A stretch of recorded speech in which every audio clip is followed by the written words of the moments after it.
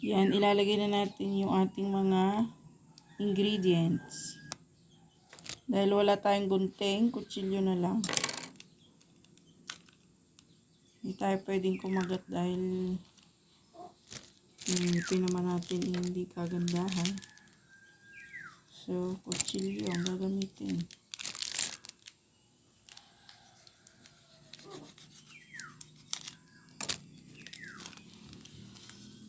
Yung ganito, yung asawa ko nagpe-prepare. Umaga siyang may naasikaso siya eh. Naayos niya yung linya ng kuryente. Maraming maraming mga naghambalos na nalalaglag na mga ng nyog, dahon. Nasasabitan yung kuryente. Kaya nahina. Siyempre, hahaluin natin para mag-mix yung mga ingredients.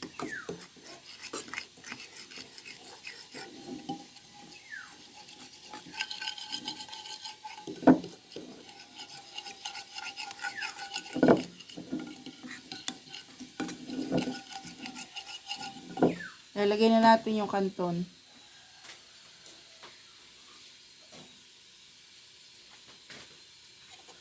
Yan, sinala na natin yan.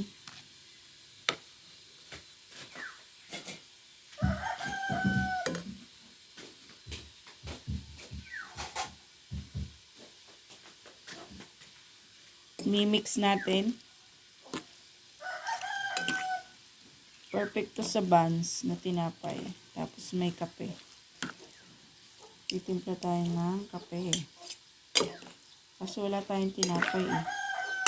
Hindi bumili yung jowa. So, ito na lang pagtsatsagaan natin. May kanin naman tayo. Talsik pa. Sayang. May kanin naman tayo. Mamaya na lang natin. Ito na lang yung ulamin natin sa kape. Magpiprito na lang ako ng saging. Yan. So, magpiprito muna ako ng saging dahil wala pa ang jowa. Mamaya na ito kakainin. Yan, wala tayong tinapay kaya magpiprito tayo ng saging. Ito na lang ang almusal natin. Yan, kanton at saging na piprito. Yan. Paborito ng bunso ko ito, saging. Piprito. Kahit na anong saging. Paborito niya yon. At ayan, nahiwa na natin, ipiprito na natin. Ganito ang ginagawa ko dahil nga ako probinsya, liblib. Wala agad mautusang pagbili ng tinapay. Malayo naman sa bakery. So, pag may saging, mas mainam. Piprito o ilalaga. Okay na. Breakfast na yon. Yan, nausok na ang ating kawali. Lalagyan na natin ng mantika. Hininaan ko na rin ang apoy at ilalagay na natin ang saging. Dahil pagka hindi mo hinaan yung apoy, bigla yung luto niya. Yung ibig ko sabihin, luto yung labas, yung loob hilaw naman. Yun yung mga biglang luto. Tawag. Yan.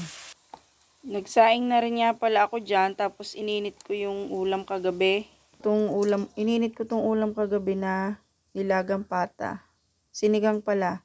Sa sariwan sampalok.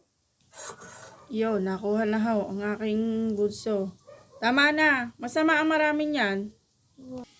At iyan, luto na ating pritong saging. So, mag-aalmusal na tayo. Magtitimpla lang tayo ng kape. At iyan, luto na po ang ating pritong saging. Tayo po ay magtitimpla na ng kape at breakfast na. Yan, timpla na yung ating kape. Doon tayo sa labas mag-aalmusal. Doon sa kubo. So, ternuhan yung tasa namin. So, pumutok na yung isa. Yan, magbe-breakfast na tayo. Nandito na tayo sa ating kubo.